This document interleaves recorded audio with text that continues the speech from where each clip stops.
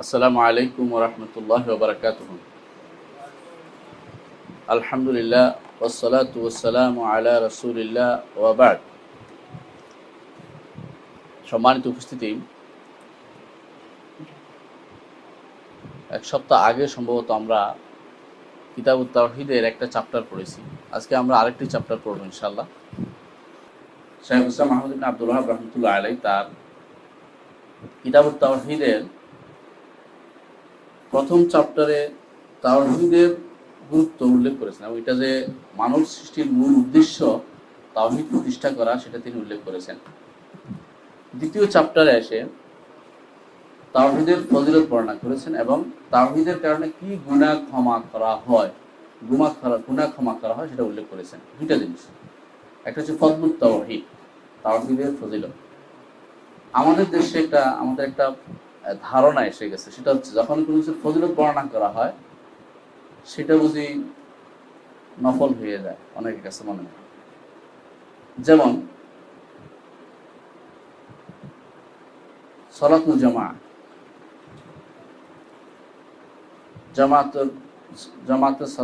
জামাতের সাথে ফরজ আদায় করা, এটা কত গুণ হাদিসে আসছে? কোন হাদিসে আসছে 25 গুণ, কোন হাদিসে আসছে 27 গুণ বেশি সওয়াব, ফজিলত না? ফজিলত। এটা দেখে কারো মনে হচ্ছে যে এটা বোধহয় জামাতের সাথে নামাজ পড়া বোধহয় ওয়াজিব বা ফরজ কিছু নয়, অথচ জামাতের সাথে নামাজ পড়াটাই কিন্তু ফরজ। তাহলে এটা ভুল তথ্য আমরা জানি। সেটা হচ্ছে যখনই ফজিলত বর্ণনা করা হবে, এটাকে আমরা যেন কখনো মনে না করি যে ফজিলত হওয়ার অর্থ নফল, এটা নয়, বরং গুরুত্ব দেওয়ার জন্য ফজিলত বর্ণনা করা হয়েছে। যত বেশি গুরুত্ব তত বেশি ফজিলত। দেখেন রাসূলুল্লাহ সাল্লাল্লাহু আলাইহি ওয়াসাল্লাম বলেছেন যে, হাদিসটা হচ্ছে এটা, মান আদালি ওয়ালিয়ান বারাজতুহু বিল ফাকাদ বারাজতুহু বিল হাদ। হাদিসে কুদসি এটা। কেউ যদি আমার কোনো ওয়ালির সাথে, যাকে আল্লাযিনা আমানু ওয়া কানু ইয়াত্তাকুন, ঈমান এবং তাকওয়াবান মানুষের সাথে কেউ শত্রুতা পোষণ করে, তার সাথে আমি যুদ্ধের ঘোষণা দিলাম। তারপর বললেন যে আল্লাহ তাআলা, এই হাদিসের ভিতরে আছে যে, যে জিনিস আমি বান্দার উপর ফরজ করেছি সেটা ব্যতীত কেউ নৈকট্যের উত্তম কোনো এর চেয়ে বড় কিছু আর নেই। আল্লাহর নৈকট্য লাভের জন্য ফরজ নামাজ হচ্ছে এটা ফজিলতপূর্ণ কাজ। অথচ ফরজ নামাজ কি তাহলে কি বলবেন যে নফল? কখনো নয়। তাহলে ফজিলত বর্ণনা করার অর্থ এটা গৌণ এরকম নয়, বরং ফজিলত বর্ণনা করা ভাল, যত বড় কাজ তত বড় বেশি ফজিলত, এটা বলার উদ্দেশ্য। তো শাইখুল ইসলাম মাহমুদ বিন আব্দুল ওয়াহাব রাহমাতুল্লাহি আলাইহি তিনি বাব বেঁধেছেন, এইভাবে একটা অধ্যায় রচনা করেছেন যে, বাবু ফজলুত তাওহীদ ওয়া মা ইউকাফিরু মিনাদ দুনুব। তাওহীদের ফজিলত কি এবং কিভাবে সেই তাওহীদ গুনাহ ক্ষমা করে, সেটার উপর তিনি অধ্যায় রচনা করেছেন। তারপর তিনি তার নিয়ম অনুসারে, আমরা আগেও দেখেছি, কোরআনে আয়াত নিয়ে আসেন, তারপর হাদিস নিয়ে আসেন। প্রথম দিক কোরআন আয়াত নিয়ে আসছেন, বলছেন ওয়া কাউলুল্লাহি তাআলা আল্লাযিনা আমানু ওয়া লাম ইয়ালবিসু ঈমানাহুম বিযুলমিন, আল আয়া। ওয়া কাউলুল্লাহি তাআলা, এবং আল্লাহর বাণী, আল্লাযিনা আমানু, যারা ঈমান এনেছে, ওয়া লাম ইয়ালবিসু ঈমানাহুম বিযুলমিন, এবং তাদের ঈমানকে জুলুমের সাথে সম্পৃক্ত করেনি। ঈমান অর্থ কি? ঈমান অর্থ আমরা অনেক সময় বলে থাকি ঈমান অর্থ তাসদীক। আসলে ঈমান অর্থ তাসদীক নয়। ঈমান অর্থ হচ্ছে আল আমনুল্লাযী আল্লাযী মাআহু তামানিনা, এমন নিরাপত্তা অর্জন করা যে নিরাপত্তার মাধ্যমে অন্তরে সন্তুষ্টি আসে। এটা হচ্ছে মূলত লুগাবি অর্থ। ইহতিরাফ হয়, স্বীকৃতি দেয়া অর্থ হয়। ঈমানের মূল অর্থ কিন্তু স্বীকৃতি দেয়া, অথবা এমন প্রশান্তি লাভ হওয়া, যে প্রশান্তি, এমন নিরাপত্তা আসা যে নিরাপত্তার সাথে প্রশান্তি লাভ হয়। এই দুটো হচ্ছে ঈমানের মূল অর্থ। আমাদের দেশে অধিকাংশ পাঠ্য বই বলেন, এমনকি কামেল পর্যন্ত যারা যেখানে পড়ছে, সবখানেই আল ঈমান তাসদীক, তাসদীক অর্থ বিশ্বাস স্থাপন করা। সুতরাং আমার ঈমান ঠিক আছে, মনে মনে আছে, আর পড়া লাগবে না, করা লাগবে না, এই অর্থ চলে আসছে। ভুল, এই অর্থটার কারণে প্রচুর ভুল হয়েছে মানুষের জীবনে, অনেক ভুল করে থাকে। মূলত ঈমান অর্থ এটা নয়। শেখ হোসেন ইবনে তাইমিয়া রাহমাতুল্লাহ আলাইহি এই ভুলটা ধরে দিয়েছেন তার কিতাবুল ঈমান গ্রন্থে। তিনি দেখিয়ে দিয়েছেন যে আসলে দেখুন, আপনারা যখন বলেন যে কুফর, কুফর অর্থ কি? অস্বীকার করা। তো কুফরের বিপরীত হচ্ছে ঈমান। ঈমান অর্থ তাহলে কি হবে? স্বীকার করা হবে। এখানে তাসদিক অর্থ হলো স্বীকৃতি দেয়া, আর তাকযিব অর্থ হলো মিথ্যা প্রতিপন্ন করা, মিথ্যা বা মিথ্যারোপ করা। তো সুতরাং ঈমান অর্থ কখনো শুধু তাসদিক নয় বা স্বীকৃতি। ঈমান অর্থ কখনো সত্যায়ন করা নয়, বা যেটা আমরা বলে থাকি তাসদিক বা মনে অন্তর দিয়ে সত্য বলে বিশ্বাস করা, এটার অর্থ ঈমান নয়। ঈমান স্বীকৃতি দেয়া, সেটা তিন ভাবে হয়: মুখে, অন্তরে, কর্মকাণ্ডে। এই তিন ভাগে যদি স্বীকৃতি না হয়, সেটা স্বীকৃতি বলে বিবেচিত হয় না। সুতরাং যারা ঈমান আনবে, অর্থাৎ যারা অন্তরের স্বীকৃতি প্রদান করবে, মুখে স্বীকৃতি প্রদান করবে এবং কর্মকাণ্ডে আসবে, তিনটা যদি অবশ্যই থাকতে ঈমান হতে হলে। এই তিনটে, এই জন্য ইমাম বুখারী রাহমাতুল্লাহ আলাইহি বাব বেঁধেছেন। তিনি বলেছেন বাবুন আল ঈমানু কাউলুন ওয়া আমাল। ঈমান হচ্ছে কথা এবং কাজের নাম।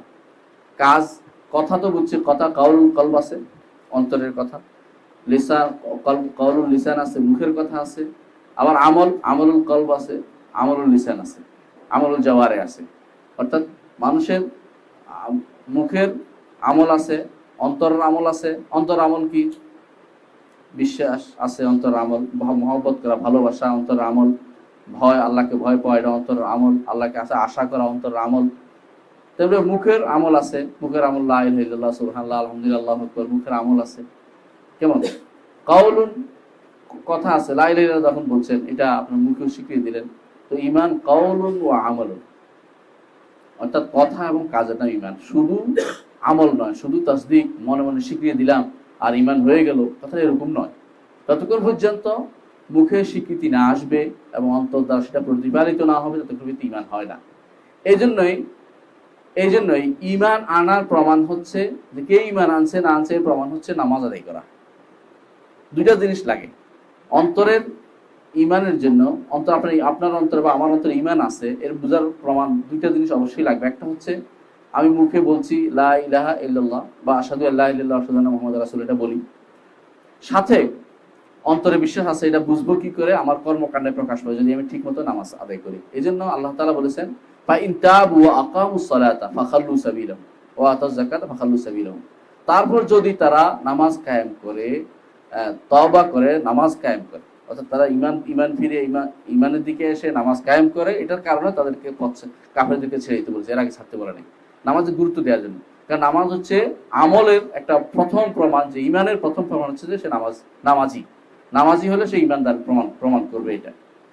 সুতরাং আমরা এটা বলছি যে আল্লাযীনা আমানু, আয়াতটা হচ্ছে যারা ঈমান আনবে, ওয়ালাম ইয়ালবিসু ঈমানাহুম বিযুলমিন, এবং ঈমানের সাথে কোন রকমের জুলুমের সংমিশ্রণ ঘটাবে না। জুলুমটা কি জিনিস?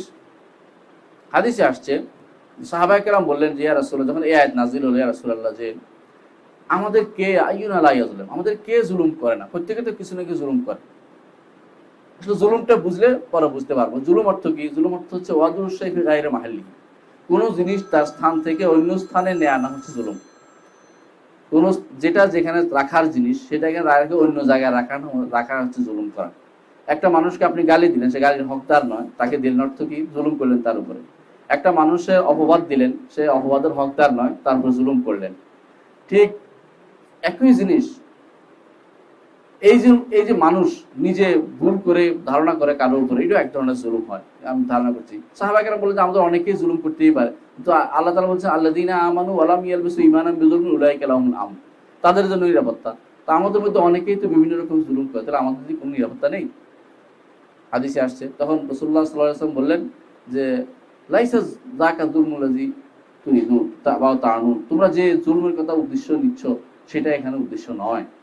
তোমরা কি জানো না লোকমান তার ছেলেকে কি বলেছিল? ইন্না শিরকা লাযুলমুন আযীম।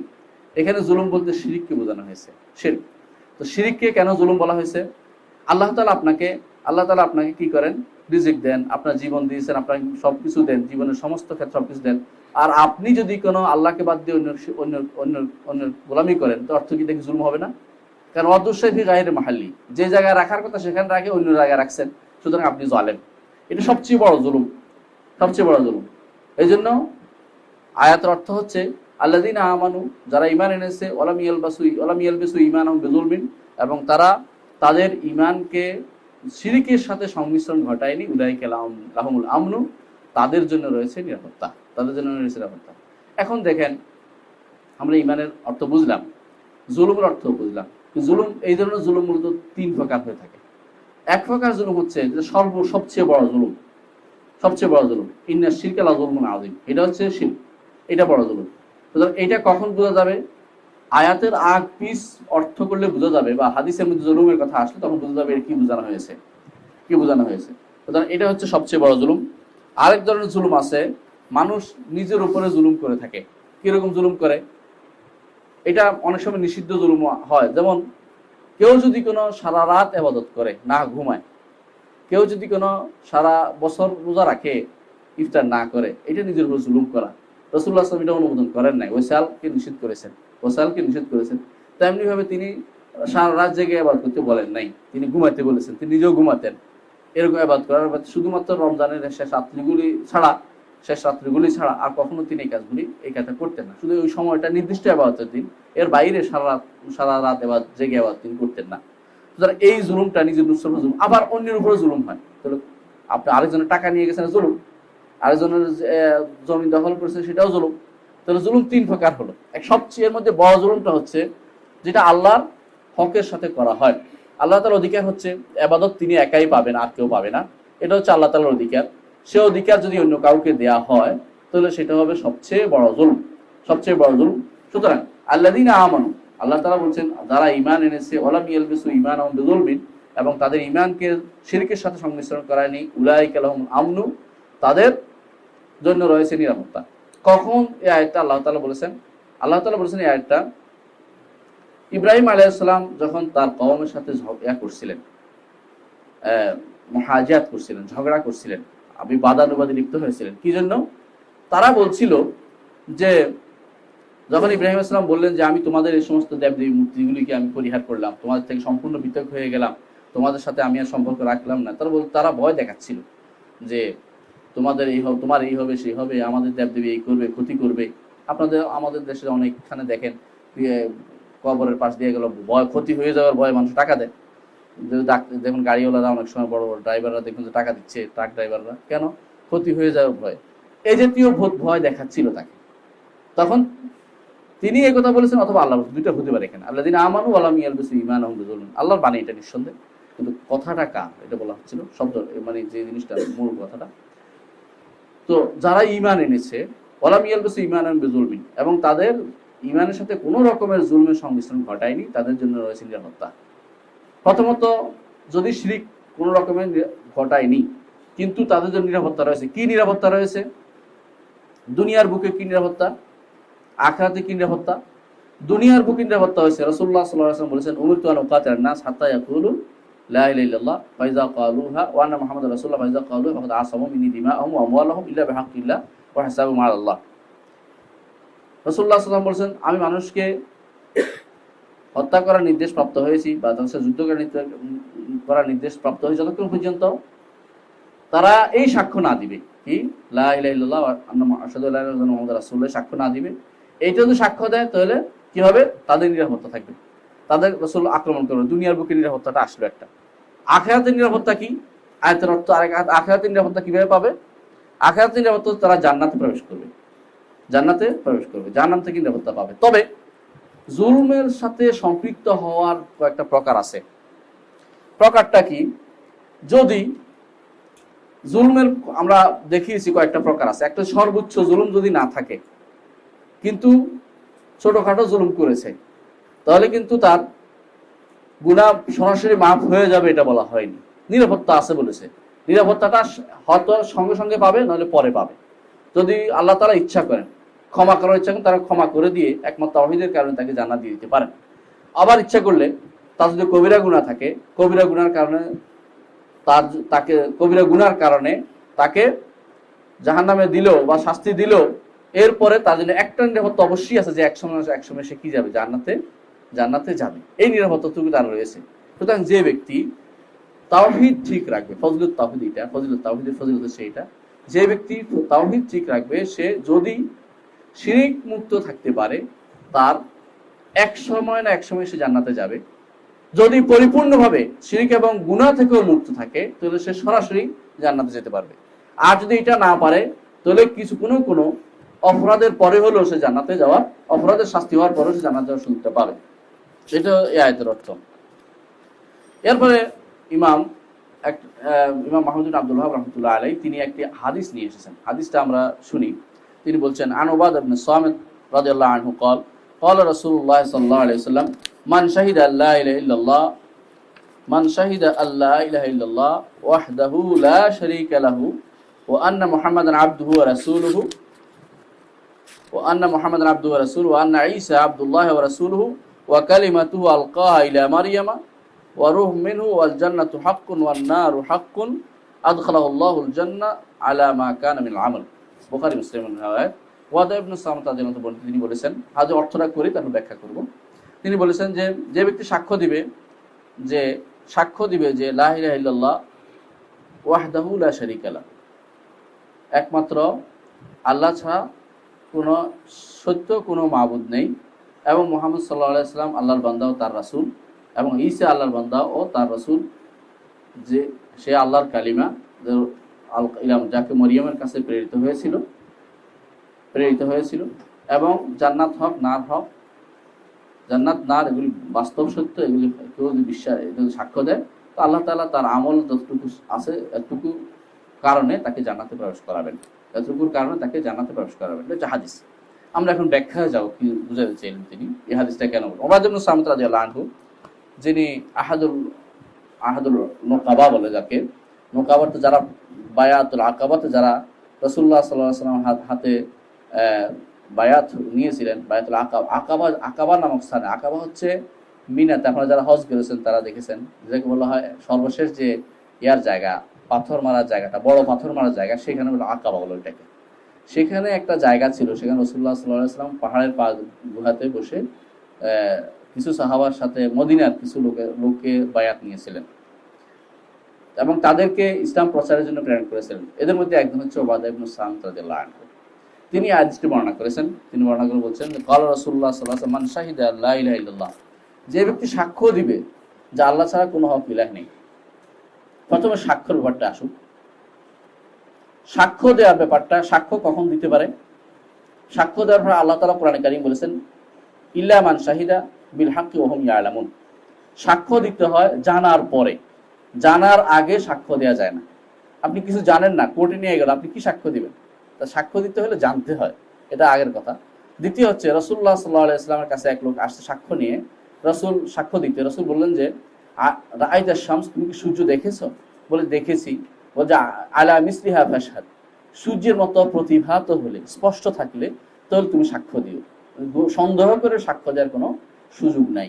সুতরাং মান শাহিদা, যে বাস্তব সত্যিকার সাক্ষ্য দিবে, যেটা গ্রহণযোগ্য সাক্ষ্য সেটা দিবে। কি সাক্ষ্য দিবে? লা ইলাহা ইল্লাল্লাহ, আল্লাহ ছাড়া হক কোনো মাবুদ নেই, বাস্তব কোনো। কেন বা হক কোনো অর্থ করলাম আমরা? লা ইলাহা ইল্লাল্লাহ, লা ইলাহা, ইলাহা শব্দের অর্থ নিয়ে বহু ঘাটাঘাটি হয়েছে।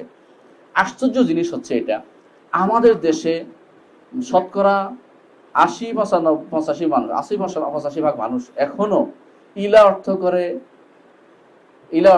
করে স্রষ্টা, ইলা অর্থ করে ক্ষমতার মালিক বা জীবনদাতা মৃত্যুদাতা অর্থ করে, অথচ এই অর্থটা ভুল।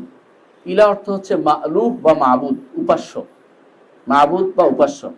ষষ্ঠ শ্রেণী বা চতুর্থ শ্রেণী, পঞ্চম শ্রেণী যে বই আছে দেখবেন আপনাদের, আমাদের আকিদা ও তাওহীদ, তাওহীদ ও আকিদা বিভিন্ন লেখা আছে, বা ফিকহ তাওহীদ নামে বা আকিদা ও ফিকহ নামে বই লেখা আছে, ওগুলোতে দেখবেন ইলা অর্থ যা লিখেছে এটা সত্যিকার ইলার অর্থ নয়, ভুল তথ্য দেওয়া হচ্ছে। ছাত্ররা বুঝে না, বা ছাত্র বোঝানোর শুদ্ধ করার ক্ষমতা আমাদের নেই, আমরা শুধু বলে যাচ্ছি। যদি আল্লাহ কোন তৌফিক দেয়, তারা যদি বুঝতে পারে এবং সঠিক পথ দেয়। এর কারণ হচ্ছে কি, সঠিক অর্থটা তারা লিখে না, তারা মুতাকাল্লিমিন দ্বারা প্রভাবিত, আশায়রা দ্বারা প্রভাবিত। আশায়রা ইলা অর্থ খালেক করে, যিনি ইলাহ তিনি খালেক, সুতরাং যিনি ইলাহ তিনি যেহেতু স্রষ্টা, সুতরাং ইলাহ বলতে লা ইলাহা ইল্লাল্লাহ অর্থ লা খালিকা ইল্লাল্লাহ, আল্লাহ ছাড়া কোনো সৃষ্টিকর্তা নেই, এটা অর্থ করা সেটা ভুল। আল্লাহ ছাড়া সৃষ্টিকর্তা নেই, এটা নিয়ে কোনো ঝগড়া কোনোদিনই ছিল না, আমরা ওইদিন আলোচনা করেছি এটা। যত ঝগড়া হয়েছে এই নিয়ে যে আল্লাহ ছাড়া কোনো মালুম, আল্লাহ ছাড়া সত্য কোনো ইলাহ নেই, এটা মনে রাখতে হবে। তার ইবাদত করা যাবে, তাছাড়া আর কারো ইবাদত করা যাবে, এটা নিয়ে হচ্ছে ঝগড়া। সুতরাং আল্লাহ রাসূল সাল্লাল্লাহু আলাইহি ওয়াসাল্লাম, আল্লাহ তাআলা কোরআনে কারিমে যখনই বলছে লা ইলাহা, তখন হচ্ছে লা ইলাহা লা মা'রুয়া লা মা'বুদা।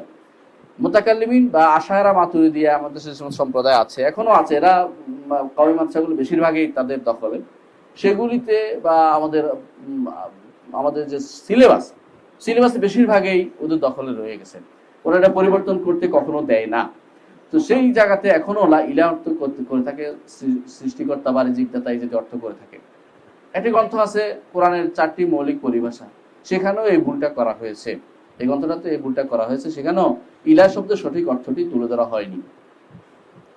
আমরা সংক্ষেপে এটাই বলবো যে মান শাহিদা আল্লাহ ইলাহা ইল্লাল্লাহ, যে ব্যক্তি সাক্ষ্য দিবে আল্লাহ ইলাহা ইল্লাল্লাহ, আল্লাহ ছাড়া কোনো ইলাহ নেই। আসলে কি ইলাহ নেই? আছে না? দুনিয়াতে ভর্তি ইলাহ, ভর্তি। তাহলে কি হক শব্দটা যোগ করতেই হবে। হক, আল্লামা জাজ্জাজি রহমতুল্লাহ আলাইহি তার আশারা আসমাউল হুসনার মধ্যে উল্লেখ করেছেন যে এখানে হক অবশ্যই যোগ করতে হবে। বহুত প্রাচীন আলেম তিনি উল্লেখ করেছেন, এবং এটাই বিশুদ্ধ কথা যে এখানে অর্থাৎ হক কোনো ইলাহ নেই, এটার অর্থ এটা মনে রাখতে হবে। বা সত্য কোনো ইলাহ নেই, বা অসত্য ইলাহ ভর্তি দুনিয়া, মানুষ পূরণ করছে, মানুষ পূজা করছে। তাহলে যে ব্যক্তি সাক্ষ্য দিবে যে লা ইলাহা ইল্লাল্লাহ, হক কোনো ইলাহ নেই, এরপর বলছে ওয়াহদাহু লা শারীকা লাহু, এটা আরেক সমস্যার জায়গা। এখানে অনেক অনুবাদ করে ওয়াহদাহু অর্থ কি? তিনি একক, তিনি একক, লা শারীকা লাহু, তার কোনো শরীক নেই। এটা কিন্তু উদ্দেশ্য নয়, ওয়াহদাহু অর্থ তিনি একক না, ওয়াহদাহু অর্থ একমাত্র। অর্থ হবে আগের সাথে মিলে, একমাত্র আল্লাহ ছাড়া কোনো সত্য ইলাহ নেই, তার কোনো শরীক নেই, এভাবে অর্থ হবে। অর্থ করার ক্ষেত্রে আমরা যদি আলাদা করে ফেলি, ওয়াহদাহুটা মূলত এই লা ইলাহা ইল্লাল্লাহ শব্দের তাকিদ হয়েছে, অর্থাৎ একমাত্র, এটা তাকিদ বলা হয় এটাকে। আর লা শারীকা লাহুটা লা ইলাহার তাকিদ হয়েছে, তাকিদ বলা এটাকে আরবিতে, মানে জোর দেওয়ার জন্য বলা হয়েছে। অর্থাৎ আপনি যদি বলেন মান শাহিদা লা ইলাহা ইল্লাল্লাহ ওয়াহদাহু লা শারীকা লাহু, তো এটা কমপ্লিট হলো, এটা একটা তাকিদ হলো। শুধু লা ইলাহা ইল্লাল্লাহ অর্থ হয়, তো ওয়াহদাহু লা শারীকা হচ্ছে আগের কথাটাকে তাকিদ দেওয়া হয়েছে। ইল্লাল্লাহ তাকিদ হচ্ছে ওয়াহদাহু, আর লা শারীকা তাকিদ হচ্ছে লা শারীকা, লা ইলাহা তাকিদ হচ্ছে লা শারীকা লাহু, লা ইলাহা প্রথম অংশে। তো এই অর্থভাবে অর্থ না করলে ভুল হয়ে যাবে আমাদের অর্থ। অনেক সময় বাংলাতে অনুবাদ করে যে আল্লাহ ছাড়া সত্য ইলাহ নেই, তিনি একক, আবার নতুন করে একটা তিনি একক বানাইছে। এটা নয়, বরং একমাত্র আল্লাহ ছাড়া, হ্যাঁ, ওয়াহদাহুটা আসবে হা জমির আসে, এটা বোঝানোর জন্য। একমাত্র আল্লাহ ছাড়া হক কোনো ইলাহ নেই, তার কোনো শরীক নেই। বুঝছেন? হক কোনো ইলাহ, তার কোনো শরীক নেই। এরপর আসবে অর্থ কি বলছে, লা ইলাহা ইল্লাল্লাহু ওয়াহদাহু লা শারীকা, তারপরে বলেছেন ও আন্না মুহাম্মাদান আবদুহু ওয়া রাসূলুহু, আর এই সাক্ষ্য দেয় যে মুহাম্মদ আবদুহু ওয়া রাসূলুহু, মুহাম্মদ সাল্লাল্লাহু আলাইহি ওয়াসাল্লাম তার বান্দা এবং তার রাসূল। বান্দা এবং রাসূলের মধ্যে পার্থক্য আছে। বান্দা, প্রথম কথা হচ্ছে বান্দা তিনি, এটা দ্বারা বেদাতীদের উপরে বড় ধরনের আক্রমণ হয়েছে। যারা তাকে বান্দা, দাস বলতে নারাজ, তারা তাকে এমন ক্ষমতার অধিকারী মনে করে যে তারা দাস মনে করে দাস হওয়া বোধহয় দোষণীয় কিছু। এই জন্য তারা সুযোগ পেলেই, সুযোগ কেন, তারা তাদের যে সমস্ত আলোচনা সবখানেই এমন কথা বলবে, তিনি গায়েব জানেন, তিনি ওই করেন, বিভিন্ন রকমের জিনিস। এ দ্বারা বোঝা যাচ্ছে আব থেকে তাকে মাবুদের পর্যায়ে নিয়ে যায়। আব্দ নয়, তিনি মাবুদের পর্যায়ে নিয়ে যাচ্ছেন। অনেক সময় দেখুন আপনি, বুসিরি একটা কিতাব আছে, বুসিরি বলে, কসিদা বোরদা বলে, কসিদা বোরদার মধ্যে শিরকে ভরা। ওখানে আছে মাল ইমান আলু দুবি সিওয়াকা আনদা হুদুসিল আমামি, অর্থাৎ কোনো বিপদ নাজিল হলে আমি কার দ্বারা আশ্রয় গ্রহণ করব, আল্লাহর জন্য কি রাখলো, রসুলকে সব দিয়ে দিল। এই জাতীয় জিনিসগুলি ভর্তি আমাদের বিভিন্ন গ্রন্থ, এটা কিন্তু পাঠ্য বই। কসিদা বোরদার একটা অংশ পাঠ্য আছে, সপ্তম বা অষ্টম শ্রেণীতে পাঠ্য আছে, অথবা নবম শ্রেণীতে পাঠ্য আছে, যে অংশের মধ্যে শিরক আছে। অথচ এটা আমরা কোথাও বলতেও পারি না। আমাদের ছেলেরা, আমাদের ভবিষ্যৎ প্রজন্ম এটার উপরেই বড় হচ্ছে। এটা বদলানোর কোনো সুযোগ আমাদেরও হাতে নেই, এবং এটা কাউকে বললেও শোনাতে পারবো না, বলেও কেউ শুনবে না আমাদের কথা। সুতরাং আব্দ, রাসূল মুহাম্মদ সাল্লাল্লাহু আলাইহি ওয়াসাল্লাম, রাসূল সাল্লাল্লাহু কি বলছেন, যে ব্যক্তি সাক্ষ্য দিবে যে আল্লাহর কথা বললেন, তার হলো যে ওয়ান্না মুহাম্মাদান আবদুহু ওয়া রাসূলুহু, মুহাম্মদ হচ্ছে তার বান্দা হওয়াটা সবচেয়ে বড় সৌভাগ্যের ব্যাপার। আমরা এটা ওই দিন বলেছিলাম, কারণ আল্লাহ তাআলা তার মুহাম্মদ সাল্লাল্লাহু আলাইহি ওয়াসাল্লামকে বান্দা হিসাবে পরিচয় করে দিয়েছেন। সুবহানাল্লাহ, যে আসরা বিআবদিহি, যে তিনি ইসরা সফর করিয়েছেন তার বান্দাকে নিয়ে, বান্দার কথা বলেছেন। ওয়ান্নাহু লাম্মা কামা আব্দুল্লাহ, নামাজে দাঁড়িয়েছেন, নামাজে দাঁড়ানোর কথা বলছেন। ওয়ান্নাহু লাম্মা কামা আব্দুল্লাহ, বান্দা, তার বান্দা যখন নামাজে দাঁড়িয়েছে, কাদু ইয়াদুরুহু কাদু ইয়াকুনুনা আলাইহি লিবাদা, সেখানে উল্লেখ করেছেন। তো সব জায়গাতে বান্দা হিসেবে পরিচয় দিতে আল্লাহ তাআলা দিয়েছেন। রাসূলুল্লাহ সাল্লাল্লাহু আলাইহি ওয়াসাল্লাম নিজেও বান্দা হিসেবে পরিচয় দিতেন সব জায়গাতে। দ্বিতীয় হচ্ছে ওয়ান্না মুহাম্মাদ আবদুহু ওয়া রাসূলুহু, আর তিনি তার রাসূল, তিনি তার রাসূল। রাসূল অর্থ বার্তাবাহক, তিনি তার সমস্ত বাণীবাহক, বাণী বহন করে নিয়েছেন। তিনি সবাইকে কি প্রেরিত জি একজন আছেন, প্রেরণ করেছেন, তার বার্তা নিয়ে তিনি রাসূলকে, তার বার্তা নিয়ে তিনি আসছেন আমাদের কাছে, এবং তার শরীয়ত তিনি আমাদের জন্য বাধ্য, সবচেয়ে উত্তম শরীয়ত তিনি আমাদের কাছে আসছেন। আমরা তার কাছ থেকে আমরা শরীয়ত পেয়েছি, এবং তাকেই রাসূল হিসেবে ভালোবাসতে হবে। কেন? তাকেও ভালোবাসলে ঈমান পূর্ণ হবে আমাদের, এবং ঈমান তাকে সেরকম ভালো না বাসলে আমাদের নিজের জান মাল, নিজের পিতা মাতা সন্তান সন্ততির চেয়ে বেশি যদি ভালো না বাসবো, তাহলে আমাদের ঈমান পরিপূর্ণতা আসবে না। কিন্তু এই ভালোবাসা কি জন্য?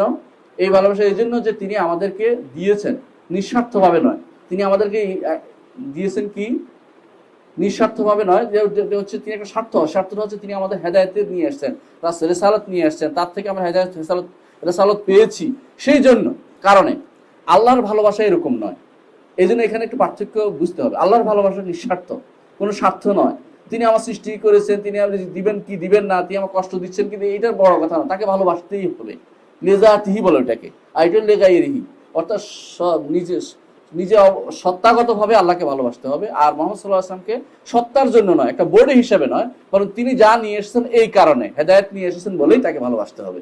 এবং তার হেদায়েত প্রাপ্ত হওয়ার কারণে আল্লাহর ভালোবাসা এবং রাসূলের ভালোবাসার মধ্যে পার্থক্য করতে হবে। দ্বিতীয় আরেকটি ভালোবাসা আছে, দুনিয়ার জীবনে মানুষ ভালোবাসে, একে অপরকে ভালোবাসে আল্লাহর ওয়াস্তে, অর্থাৎ কি জন্য? যে আল্লাহর মুখী কাজ করে বলেই আল্লাহর ওয়াস্তে ভালোবাসে। আরেকটি ভালোবাসা আছে মানুষের তবেই, মানে প্রকৃতিগত ভালোবাসা। আপনি খাইতে ভালোবাসেন, আপনার স্ত্রীকে ভালোবাসেন, আপনার স্বামীকে ভালোবাসেন, এই জাতীয় ভালোবাসাগুলো প্রকৃতিগত, এগুলি শরীয়তে নিষেধাজ্ঞা নেই। কিন্তু কোন ভালোবাসার নিষেধাজ্ঞা? এগুলি যখন বাড়তে বাড়তে এমন পর্যায়ে পৌঁছে আল্লাহর ভালোবাসার সাথে সেখানে কন্ট্রাডিক্টরি হয়ে যায়, নিঃস্বার্থ ভালোবাসায় পরিণত হয়ে যায়, স্বার্থহীন ভালোবাসা, আর কিছু চাই না এটাই চাই, এই জাতীয় যখন কথাবার্তা, তখন সেটা শিরকে পরিণত হয়ে যায়। এই জাতীয় ভালোবাসা আল্লাহ ছাড়া কারো প্রাপ্য নয়। মুহাম্মদ সাল্লাল্লাহু আলাইহি ওয়াসাল্লাম আল্লাহর বান্দা এবং তার রাসূল, আল্লাহর বান্দা এবং তার রাসূল, রাসূল হিসাবে আমরা তাকে ভালোবাসবো, রাসূল হিসাবে আমরা তাকে ভালোবাসবো। এই যে সাক্ষ্যটা এতক্ষণ বললাম, দুইটা সাক্ষ্য, একটা হচ্ছে প্রথম হচ্ছে তাওহীদ, দ্বিতীয়টা হচ্ছে রিসালাত। তাওহীদ কি? তাওহীদটা কি? লা ইলাহা ইল্লাল্লাহ ওয়াহদাহু লা শারীকা লাহু, দ্বিতীয়টা হচ্ছে আন্না মুহাম্মাদান আবদুহু ওয়া রাসূলুহু। প্রথমটা তাওহীদ, রিসালাত। এই সাক্ষ্য কখন নষ্ট হয়? এই সাক্ষ্য নষ্ট হয় দুই কারণে নষ্ট হয়ে যায় বা কমে যায়। যদি কেউ শিরক করে তাহলে নষ্ট হয়ে যায়, তাওহীদ নষ্ট হয়ে যায়। এর বাইরেও তাওহীদের এই সাক্ষ্যটার মর্যাদা কমে যায় যদি কেউ গুনাহ করে, গুনাহ করার তার সাক্ষ্যটা পরিপূর্ণভাবে আসে নাই। বোঝা গেল সে সাক্ষ্য দিয়েছে, সাক্ষ্যের দাবি হচ্ছে, আপনি সাক্ষ্য দিচ্ছেন যে মুহাম্মদ সাল্লাল্লাহু আলাইহি ওয়াসাল্লাম আল্লাহর রাসূল, ঠিক না? তো যদি সাক্ষ্য দেন তাহলে আপনাকে অবশ্যই এই কথাটা সাক্ষ্য দিচ্ছেন কেন? আপনি জানেন বলেই তো যে আল্লাহর পক্ষ থেকে আসছে, সুতরাং তার নির্দেশনা সবই আপনাকে মানতে হবে। যদি না মানেন, এর অর্থই হচ্ছে যে আপনি কিছু মাইনের পর্যায়ে পড়েছেন, সুতরাং আপনার এখানে গুনার পর্যায়ে পড়েছেন, গুনাহ করছেন, কিছু বাদ দিয়েছে আপনার।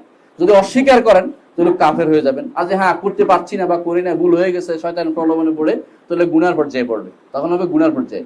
তার কারণে সাক্ষীতে কি হবে? আমাদের কমতি আসবে, পরিপূর্ণ সাক্ষ্য আমাদের ঠিক মতো আসেনি, যতটুকু হওয়া দরকার, যতটুকু মতলব পরিপূর্ণ পর্যায়ে আমাদের আসেনি।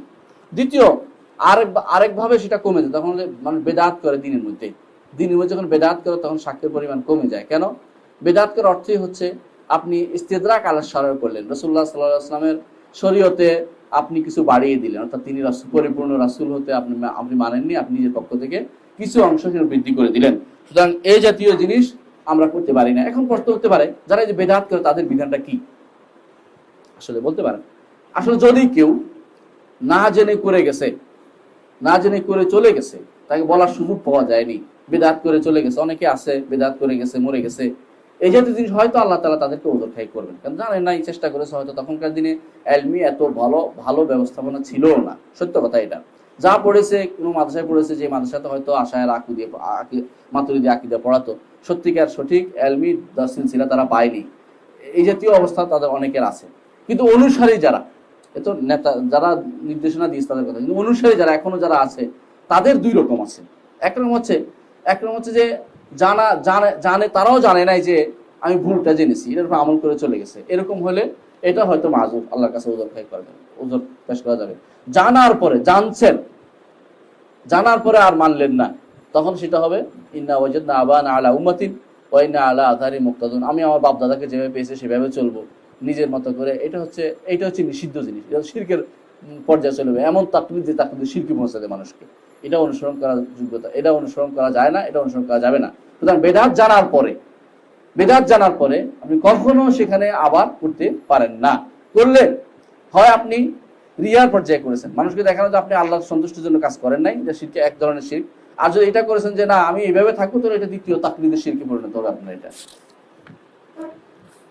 বলেছেন। হাদিসের দ্বিতীয় অংশ হচ্ছে, আমরা বলেছি প্রথম সাক্ষ্য দিবে তাওহীদ, দ্বিতীয় মুহাম্মদ সাল্লাল্লাহু আলাইহি ওয়াসাল্লাম, তৃতীয় সাক্ষী হচ্ছে ও আন্না ঈসা আব্দুল্লাহ ওয়া রাসূলুহু, আর ঈসা আলাইহিস সালাম আল্লাহর বান্দা এবং তার রাসূল। ঈসা আলাইহিস সালাম সম্পর্কে স্পেশালি আলাদাভাবে উল্লেখ করার কারণ কি?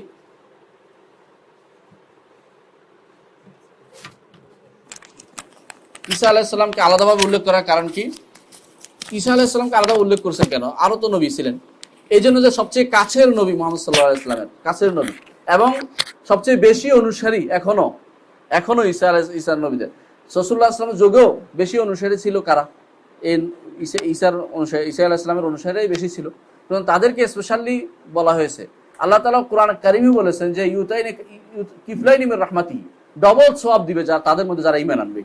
সুতরাং কেন তাদের ডবল সওয়াব দিবে? তারা দুই নবীর উপরেই বিশ্বাসী হয়েছে পরপর, এবং তারা জেনে শুনে করেছে। এই জন্য তো অন্যদের সওয়াবের কোনো কমতি হবে না, তাদেরকে বেশি সওয়াব দেওয়ার ঘোষণা দিয়েছে। এই জন্য বলেছেন যে ব্যক্তি এই সাক্ষ্যটাও দিবে যে ঈসা আলাইহিস সালাম হচ্ছে আল্লাহর বান্দা এবং তার রাসূল। এখানে দুই দলের উপরে রদ হয়েছে। একটা হচ্ছে কারা ঈসা আল্লাহর বান্দা বলে না, কারা ঈসাকে? নাসারা আল্লাহর বান্দা বলে না। তারা কি বলে? হ্যাঁ, মাবুদ।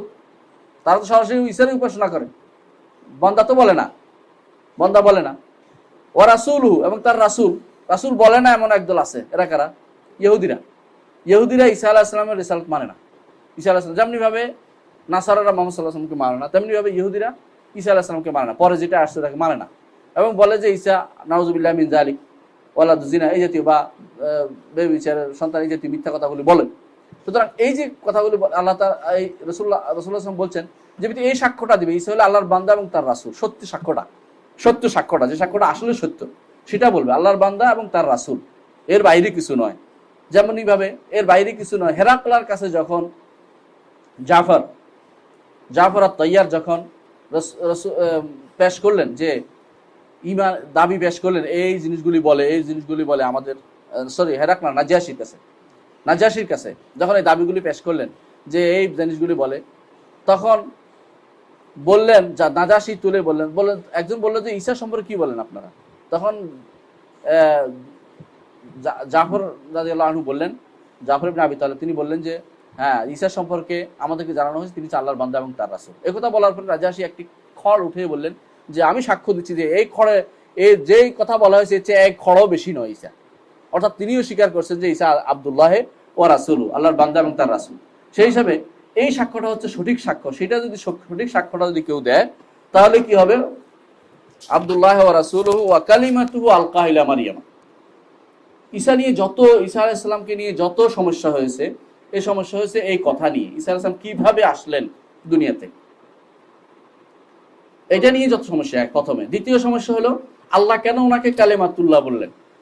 তৃতীয় সমস্যা হলো আল্লাহ কেন ওকে রূহ মিনহু বললেন। এই তিনটা সমস্যার সমাধান না হওয়া পর্যন্ত আমাদের সমস্যা থেকেই যায়, অনেক সময় ভুল বুঝতে পারে। সেজন্য রাসূলুল্লাহ সাল্লাল্লাহু আলাইহি ওয়াসাল্লাম সেটাকে বলে দিয়েছেন যে ব্যক্তি সাক্ষ্য দিবে যে ঈসা হচ্ছে আল্লাহর কালিমা আলকাহা ইলা মারইয়াম, তিনি মরিয়মের কাছে যে কালেমাটা পৌঁছে দিয়েছেন। কালেমা কি জিনিস আসলে? ঈসা কি আসলে কালিমা? কালেমা তো হচ্ছে বাণী, ঈসা তো হচ্ছে সত্তা, বাণী তো না। তাহলে কি?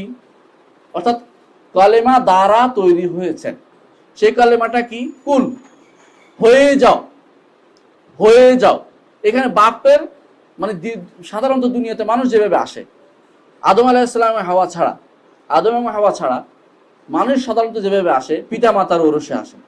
কিন্তু এখানে শাইখুল ইসলাম ইবনে তাইমিয়া বলেন যে এখানে আসছে কুন এবং মায়ের ওরসে। একটা হচ্ছে কুন হয়ে যাও, একটা হলো মায়ের ওরস। এই দুইটার কালেমা দুইটার মাধ্যমে আসছে। এখানে মা পিতা ছিল না, সুতরাং কালেমাটাকে এই জন্য স্পেশালি উল্লেখ করা হয়েছে, যেখানে কুন, অন্য সবখানেই কুন তো অবশ্যই আছে, কোনো বাদে কুন বাদে তার কিছুই হয় না, আল্লাহর হওয়া। কিন্তু এখানে স্পেশাল উল্লেখ করা হয়েছে যাতে করে কেউ ধারণা করতে পারে যে ওয়ালাদু জিনা, যারা এরা বলে থাকে, ইহুদিরা বলে যে তিনি যারা সন্তান, নাউজুবিল্লাহ, এইটা যেমন ধারণা করতে পারে। এই জন্য আল্লাহ তাআলা তার নবীকে স্পেশালি বলছে ওয়াকালিমাতু আলকাহা ইলা মারিয়ামা, কোরআন শরীফে আছে এটা, যে তার কালিমা যিনি তিনি মরিয়মের কাছে পৌঁছে দিয়েছেন ছিল কুন। এই কুন এবং মরিয়মের সংস্পর্শে ঈসা আলাইহিস সালামের তৈরি। এই জন্য স্পেশালি কালিমাতুহু, আল্লাহর কালিমাকে উল্লেখ করা হয়েছে, অর্থাৎ আল্লাহর কালিমা দ্বারা তিনি সৃষ্ট। আল্লাহর কালিমা নয় তিনি, আল্লাহর কালিমা দ্বারা তিনি সৃষ্ট। একটা জিনিস আছে, যেমন একটা মানুষের বলা হয় বাড়ি, অমুকের বাড়ি, অমুকের বাড়ি, এটা তার গুণ নয়, এটা তার মালিকানা বোঝায়। এটা কি বোঝায়? মালিকানা বোঝায়, ঠিক আছে। আবার যদি বলেন অমুকের নাক, এটা তার গুণ না? গুণ প্রথমত আপনি চোখ, অমুকের চোখ, একটা চোখ আছে, এটা তার গুণ বোঝায়। কথা, অমুকের কথা, এটা তার গুণ বোঝায়। কিন্তু যখন বলবেন যে একটা হচ্ছে যে অমুকের বাড়ি, এটা হচ্ছে অমুকের মালিকানা বোঝায়, কারণ এর সাথে সাথে নাই, এরকম সাথে লাগানো কিছু না। ঠিক অনুরূপভাবে আল্লাহর কালিমা আলাদা জিনিস, এটা কখনো আল্লাহর সিফাত নয়। এটা এই কালিমাটা কুন কথাটা সিফাত, কিন্তু এই যেটা হয়েছে কোন কথার দ্বারা যিনি তৈরি হয়েছেন তিনি হচ্ছেন সৃষ্ট জিনিস, তিনি হচ্ছেন ঈসা আলাইহিস সালাম। যেমন এবার দুনিয়ার সমস্ত মানুষ সৃষ্ট। এই জায়গাটুকু না বুঝার কারণে নাসারার পথভ্রষ্ট হয়েছে, এই জন্য তাদের নাম হচ্ছে দাল্লিন। সূরা ফাতিহার মধ্যে শেষে বলা হয়েছে ওয়ালাদ দাল্লিন, পথভ্রষ্ট কারা? নাসারারা, এই কারণটুকু না বুঝার কারণে। দ্বিতীয় অংশ হচ্ছে ওয়া কালিমাতুহু আলকাহা ইলা মারিয়ামা, তিনি মারিয়ামের কাছে সেটা প্রেরণ করেছেন। কার মাধ্যমে? জিবরাইলের মাধ্যমে। ইন্নামা আনা রাসূল রাব্বিকা লিআহাবা লাকা গুলামান যাকিয়া, যখন বলা হয়েছে যে আমি তো তোমার রবের রাসূল, তোমার রবের রাসূল, ইন্নামা আনা রাসূল রাব্বিকা লিআহাবা লাকা গুলামান যাকিয়া, তোমার কাছে তোমাকে একটি ভালো সন্তান দান করব বলে। বলছে কিভাবে আমার সন্তান হবে? আমি তো, আমার তো কেউ স্বামী নেই, তো আমার বিয়ে হয় নাই, আমি অন্যায় কাজও করি না, আমার সন্তান হবে কি করে? বললো যে আল্লাহ এইভাবে চান তোমার কাছে, ফানাফাখা ফিহি মির রূহিনা, তিনি ফিহা ফানাফাখনা ফিহা মির রূহিনা, আল্লাহ তাআলা তার পক্ষ থেকে নফ করেছেন, ফু দিয়ে দিয়েছেন, ফু। এই ফুর কারণে, সেটা কোন ফুটা আসার কারণে তার সন্তান হয়েছে, সোজা কথা এটা। তো আলকাহা ইলা মারিয়াম, মরিয়মের কাছে তিনি প্রেরণ করেছেন। হ্যাঁ, এটুকু যে বিশ্বাস স্থাপন করবে, সাথে সাথে এটা বিশ্বাস করবে ওয়া রূহুম মিনহু, রূহটা কার পক্ষ থেকে আসছে? আল্লাহর পক্ষ থেকে রূহ সেখানে দেয়া হয়েছে, রূহ দেয়া হয়েছে। এই যে মানুষের আকৃতি, সেটাকে আল্লাহর পক্ষ থেকে রূহ দেয়া হয়েছে, এটা বিশ্বাস করবে। তাহলে কি হবে? আরো বিশ্বাস করবে ওয়াল জান্নাতু হাক্কুন, জান্নাত হক, নার হক। এই যদি কেউ বিশ্বাস করে আদখালাহুল্লাহুল জান্নাতা আলা মা কানা মিনাল আমল, আল্লাহ তাকে জান্নাতে প্রবেশ করাবেন যত আমল তার থাকে, আমলের কারণে তাকে জান্নাতে প্রবেশ করাবেন। বিনিময়ে কেউ জান্নাত পাবে না, এই জন্য আমলের কারণে বললাম, আমলের কারণে তাকে জান্নাতে প্রবেশ করাবেন। এটা বুখারী মুসলিমের হাদিস। এখানে দেখেন, প্রথমত আমাদের নবী প্রথমত তাওহীদের কথা বলে, তারপরে রিসালাতের কথা বলা হয়েছে, তারপরে সাথে সাথে ঈসা আলাইহিস সালামের সাথে ঈমানের ব্যাপারটা যুক্ত করা হয়েছে, জান্নাত এবং জাহান্নামের হক হওয়ার ব্যাপারটা নেওয়া হয়েছে, যাতে করে আখিরাত পরিপূর্ণ, আখিরাতের উপরে ঈমানটা যেন মানুষের আসে। এটা হলে তার কি হবে? পরিপূর্ণ ঈমান আসবে। দেখেন, মূলত মুহাম্মদ রাসূলুল্লাহ সাল্লাল্লাহু আলাইহি ওয়াসাল্লামের উপর আবদ এবং রিসালাত হওয়ার পরে, আবদ এবং রাসূল ঘোষণা দেওয়ার পরে জান্নাত এবং জাহান্নাম যে হক, এটা তো উনি বলে দিয়েছে। বলেছে আলাদাভাবে বলার অর্থ হলো গুরুত্ব দেওয়া, যে আখিরাতের উপর ঈমান কিন্তু তার পরিপূর্ণভাবে থাকতে হবে। এটা কি বুঝাইলো? এখানে তাওহীদের মাহাত্ম্য বুঝাইলো, তাওহীদের ফজিলত কি। যে ব্যক্তি ঠিক এইভাবে তাওহীদ নিতে পারবে, তাহলে তার কি জান্নাতে প্রবেশ করার সুযোগ থাকবে।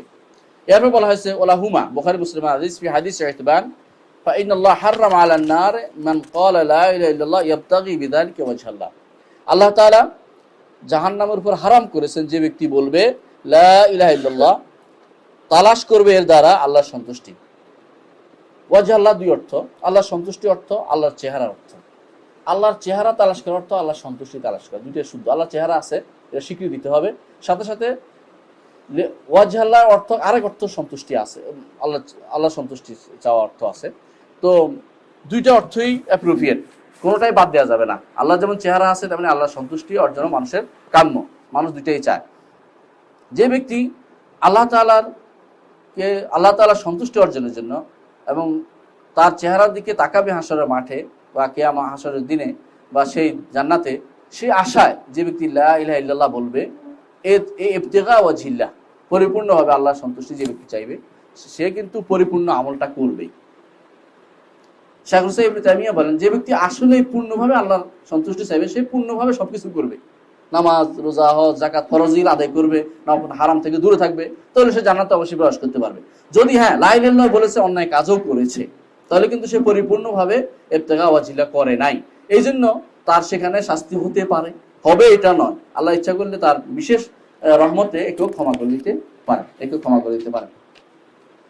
وعن أبي سعيد الخدري رضي الله عنه عن رسول الله صلى الله عليه وسلم قال موسى عليه السلام يا ربي علمني شيئا أذكرك وأدعوك به قال يا موسى لا إله إلا الله قال يا ربي كل عبادك يقولون هذا قال يا موسى لو أن السماوات السبع وعامرهن غيري والأرضين السبع في كفة ولا إله إلا الله في كفة مالت بهن لا إله إلا الله رواه ابن حبان والحاكم وصححه।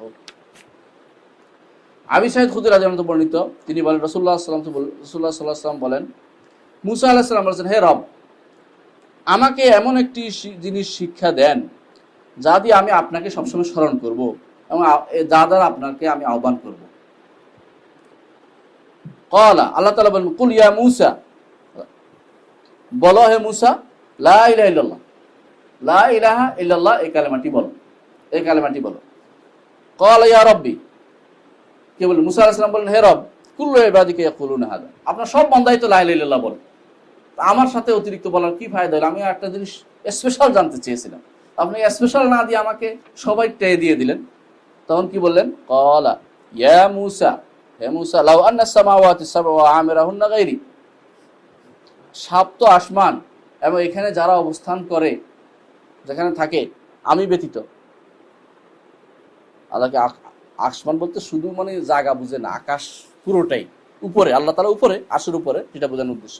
গায়রি ওয়াল আরাদিনা সাবআ ফি কাফা, যদি সমস্ত আসমান, আল্লাহ ছাড়া সমস্ত আসমানে যারা যারা আছে, যত কিছু আছে সব এক, ওয়াল আরাদিনা সাবআ, সাত জমিন এক পাল্লায় রাখা হয়, ফি কাফা, এক পাল্লা রাখা হয়, এবং লা ইলাহা ইল্লাল্লাহকে আরেক পাল্লা রাখা হয়, তো লা ইলাহা ইল্লাল্লাহর পাল্লা ভারী হবে, লা ইলাহা ইল্লাল্লাহ পাল্লা ভারী হবে। রাও ইবনে হিব্বান ওয়াল হাকিম ওয়া সাহাহু, ইবনে হিব্বান হাদিস বর্ণনা করেছেন এবং হাকিম এবং এটাকে সহিহ বলে ঘোষণা করেছেন, হাকিম বর্ণনা করেছেন, সহিহ বলেছেন।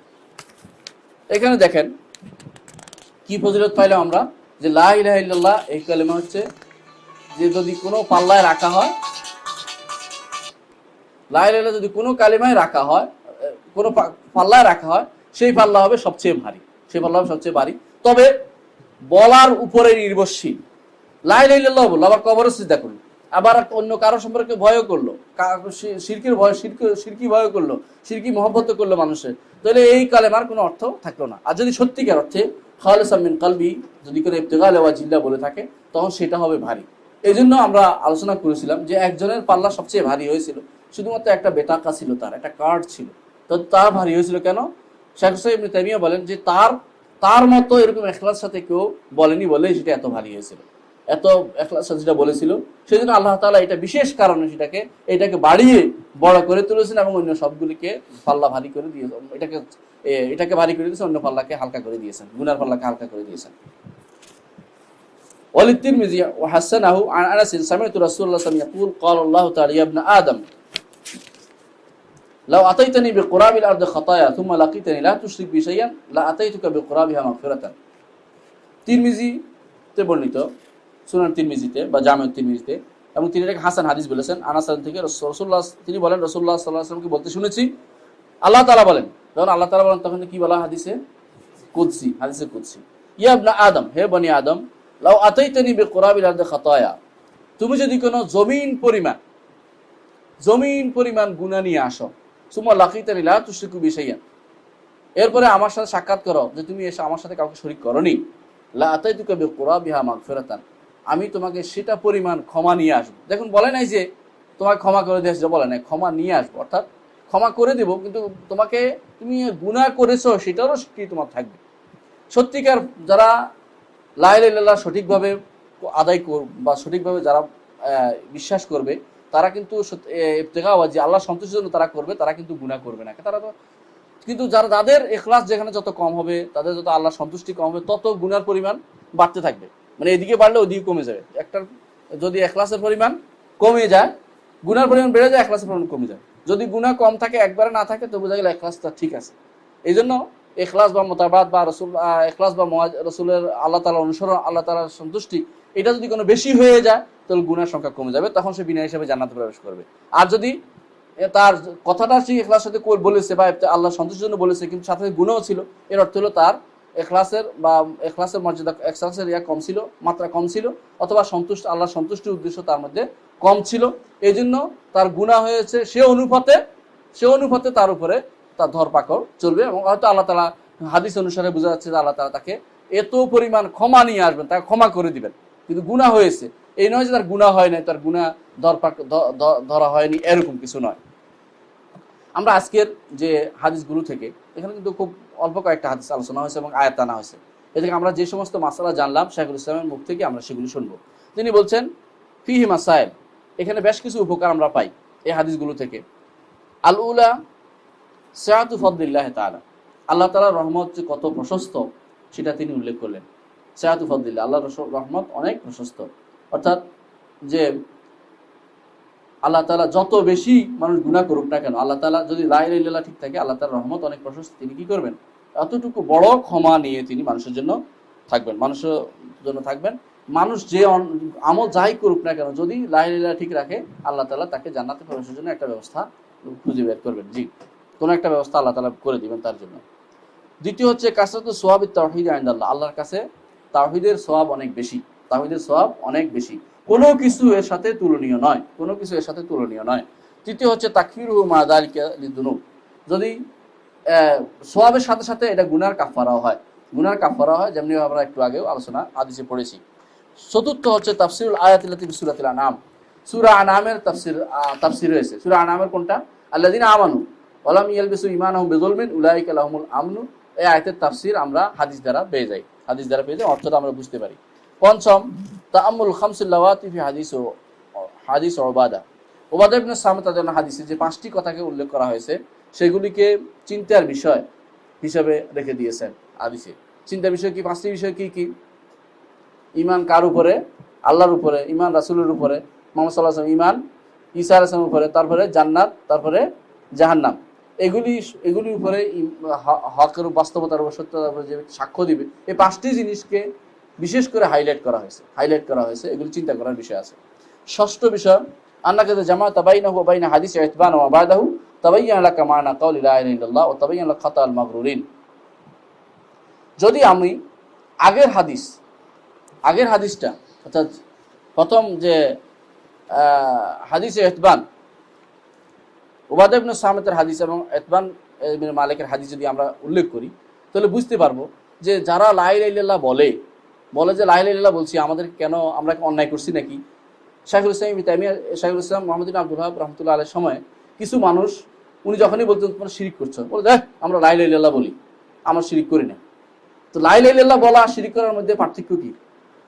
পার্থক্য হচ্ছে তোমরা সেটা ইবতিগা ওয়াজিল্লাহ বলো নাই। যদি ইবতিগা ওয়াজিল্লাহ হতো, তো তুমি অন্যায় করতে পারতে না। সত্যিকার অর্থে তুমি মন থেকে সেটা বললে তুমি অন্যায় কাজে লিপ্ত হতে পারতো, তোমার তাওহীদ ঠিক হয় নাই। কারণ লা ইলাহা ইল্লাল্লাহ ওয়াহদাহু লা শারীকা লাহু আছে, সুতরাং তুমি লা ইলাহা ইল্লাল্লাহ বলছো, মুখে বলছো, মন থেকে সেটা তোমার আসে না বলেই মাগরুরিন, যারা কবর পূজারী, তথাকথিত কবর লিপ্ত, যারা নিজেদেরকে বড় সুন্নি দাবি করে, আমাদের দেশেও আছে, বিভিন্ন দেশে আছে, তারা নিজেদেরকে বলে যে আমরা তো লা ইলাহা ইল্লাল্লাহ বলি, আমাদেরকে মুশরিক বলার কি?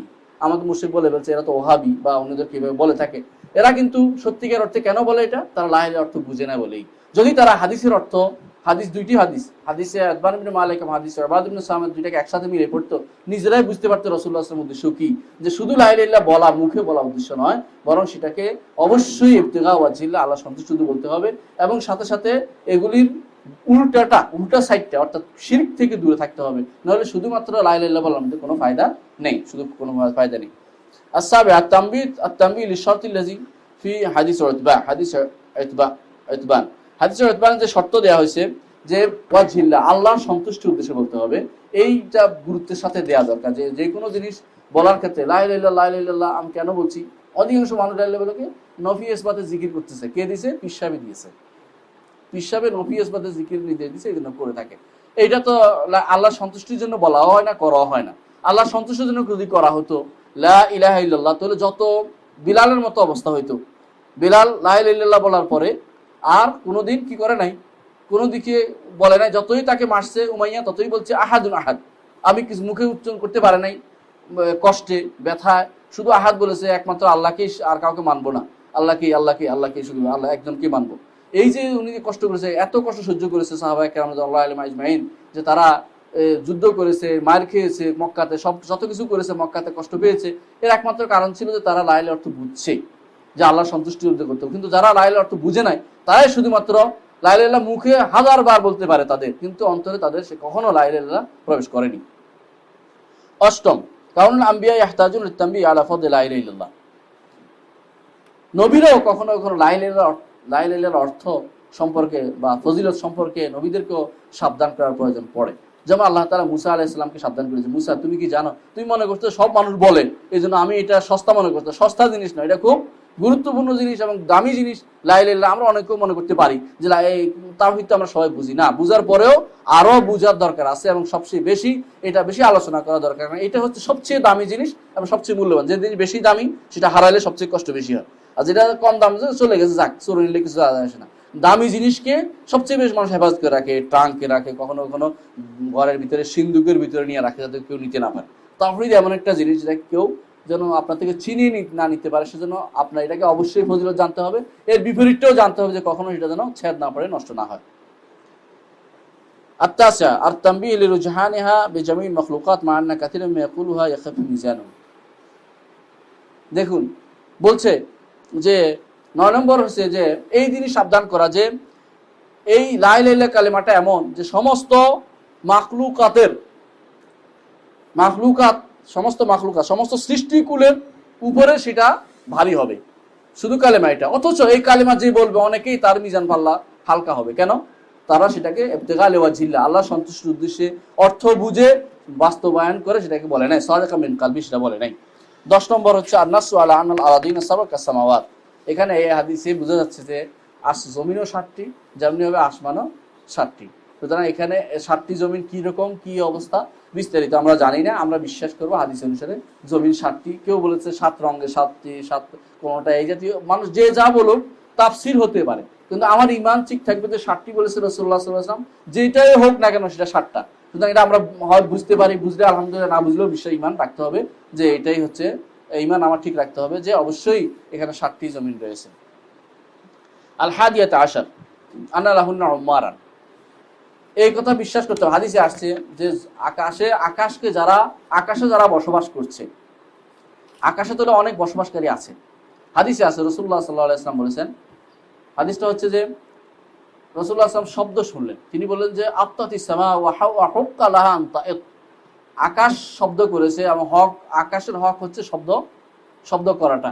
কেন? সেখানে এমন কোনো জায়গা নেই যেখানে কোনো ফেরেশতা হয় সিজদারত না রুকুরত অবস্থায় অথবা নামাজরত অবস্থায় নেই। সুতরাং বোঝা যাচ্ছে আকাশের প্রতিটি জায়গাতেই ফেরেশতারা আমের সেখানে বসবাস করছে, এবং সে তাদেরকে নিয়ে যত কিছু আছে সবকিছু এক পাল্লা রাখলে লা ইলাহা ইল্লাল্লাহ, আরেক পাল্লা রাখলে লা ইলাহা ইল্লাল্লাহ পাল্লা ভারী হবে। সুতরাং আকাশে অনেক কিছু আছে, এটা আমাদের কাছে স্পষ্ট, অনেক বসবাসকারী আছে। আকাশ খালি জায়গা নয়, খালি জায়গা বলার কোনো সুযোগ নাই। অথবা আমাদের দেশে অনেকেই মঙ্গল গ্রহে গেছে, এটা আকাশ মনে করা, সেটাও মনে করার কোনো সুযোগ নাই। আকাশ আরো উপরের জিনিস, সেটাকে আমার দেশে না, বিশ্বের বিভিন্ন দেশে মনে থাকে যে মঙ্গল গ্রহে গেছে বা গ্রহ নক্ষত্র, এগুলি আকাশ নয়, আকাশ আরো উপরের জিনিস। জি। সানিয়াত আশার 12 নম্বর ইসবাতুস সিফাত খিলাফুল আশারিয়া, সিফাত সাব্যস্ত হয়েছে এই আয়াত দ্বারা। কি? ওয়াজহাল্লাহ, আল্লাহর চেহারা। আশারিরা আল্লাহর সিফাত সাব্যস্ত করে না, আল্লাহর সিফাত সাব্যস্ত করে না। আরেকটি সিফাত হচ্ছে এখানে কালিমাতুল্লাহ, আল্লাহর কথা বলা। আল্লাহর কথা বলা একটি গুণ যেটা আশারিরা সাব্যস্ত করে না। তারপরে কালামুন নফসি, আল্লাহ মনে মনে বলছে। মুখে বললে তো কি লাগবে? জিহ্বা লাগবে, আল্লাহ জিহ্বা লাগবে, কথা বেরোতে তো একটা সমস্যা। না, আল্লাহ মুখে বলে না। কিভাবে? আল্লাহর মনে মনে উদ্ধৃত হয়েছে, তোর মনও তো একটা লাগবে, এটা জবাব দিবি কি? তোর আল্লাহর মনটা কিরকম? তো তুমি ওই যেটা থেকে ফালাবা ওইরকম বিপদ তোমার ওটার মধ্যে আছে। মূলত এই জন্য সঠিকভাবে বলতে হবে লাইসা কামিসলি শাইউন ওয়া হুয়াস সামিউল বাসীর, যে হ্যাঁ তিনি সামি এবং বাসির, তিনি শ্রোতা এবং সর্বদ্রষ্টা, এবং তার গুণগুলি সবই ঠিক আছে। ধরনটা আমরা জানি না, অর্থ বুঝি না এরকম নয়, অর্থটাও বুঝি কিন্তু ধরনটা জানি না, কিভাবে এটা জানি না। যেহেতু তিনি কিরকম সেটা জানি না, তার গুণটাও কিরকম সেটা জানতে পারি না। সুতরাং আমরা বিশ্বাস করি তিনি যেমন আছেন তার গুণগুলিও ঠিকই আছেন, তবে তার গুণগুলি মানুষের গুণের মতো কখনো হতে পারে না, হবে না। সেগুলি সম্পূর্ণ ধরনের আলাদা। তিনি কিভাবে কথা করেন, তার আলাদা জিহ্বা লাগবে এমন কথা প্রয়োজন, এমন বাড়তি কথা আমরা কখনো মুখে বলবো না। আমরা বলবো তিনি কথা বলেন যখন ইচ্ছা, যেভাবে ইচ্ছা তিনি কথা বলেন। তিনি সবভাবে সব সময় যে কোনো সময় কথাবার্তা বলছেন, এখনো বলবেন, ভবিষ্যতেও বলবেন, হাসরের মাঠেও বলবেন, জান্নাতেও বলবেন। তিনি সবসময় তিনি বক্তা বা কথা বলতে পারেন। জি। الثالث عشر 13 নম্বর أنك إذا عرفت حديث أنس عرفت أن قوله في حديث عتبان فإن الله حرم على النار من قال لا إله إلا الله يبتغي بذلك وجه الله أن ترك الشرك ليس قولها باللسان। যখন দুটি হাদিস মিলাবেন, হাদিস আনাস রাদিয়াল্লাহু আনহু এবং হাদিস ইতবান, দুটো যখন মিলাবো আমরা বুঝতে পারবো যে মুখে বলে দিলাম যে আমি শিরিক ত্যাগ করেছি, এটা কিন্তু যথেষ্ট নয়। বরং আমাকে অবশ্যই আমার কর্মকাণ্ডে সেটা প্রকাশ পেতে হবে যে না, শিরিক মুখে বলে দিলাম লা ইলাহা ইল্লাল্লাহ বলছি, শিরিক ত্যাগ হয়ে গেছে আমার, এরকম বলার কোনো সুযোগ নাই। বরং কর্মকাণ্ডে, আমলে সবকিছু প্রকাশিত হতে হবে যে আমি সত্যিকার অর্থে শিরিক ত্যাগ করে লা ইলাহা ইল্লাল্লাহ বলেছি, এটা আমার প্রকাশ করতে হবে। রাবে আসার চতুর্থ তাআম্মাল জামা বাইনা কাউনি ঈসা ও মুহাম্মদ আবদুল্লাহ ওয়া রাসূলিহি। চিন্তা করুন এই হাদিসে ওয়াদ ইবনে সামাত রাদিয়াল্লাহু আনহু, সেখানে কিন্তু ঈসা আলাইহিস সালাম এবং মুহাম্মদ সাল্লাল্লাহু আলাইহি দুজনের জন্য কিন্তু আব্দুল্লাহ ওয়া রাসূলু দুটো গুণ নিয়ে আসছে। এর অর্থ হলো যে ঈসা আলাইহিস সালাম কখনো এর বাইরে একটু সামান্য বাড়ানোর কোনো সুযোগ নাই। ঈসা আলাইহিস সালাম একটু বাড়তি নয়, অর্থাৎ মুহাম্মদ সাল্লাল্লাহু আলাইহি ওয়াসাল্লাম যেরকম বান্দা, ঈসাও সেরকম বান্দা। মুহাম্মদ সাল্লাল্লাহু আলাইহি ওয়াসাল্লাম যেরকম রাসূল, ঈসাও সেরকম রাসূল। তবে আমাদের নবী পরে আসছেন, এজন্য আগের শরীয়তকে তিনি নাসেখ মনসুখ করেছেন। তিনি হচ্ছেন না, তার শরীয়ত হচ্ছে আগের শরীয়তের জন্য নাসেখ, অর্থাৎ রহিতকারী। আগেরটা মনসুখ বা রহিত করা হয়েছে, রহিত, সেটাকে রহিত করা হয়েছে। সুতরাং সেটার উপর আমল করার আর কোনো সুযোগ নাই, এটা আমরা বুঝতে পারি। সুতরাং এটা বোঝার পরে আমাদের স্পষ্ট হবে যে ঈসা কখনো রব নয়, যেটা কি বলে, কারা বলে,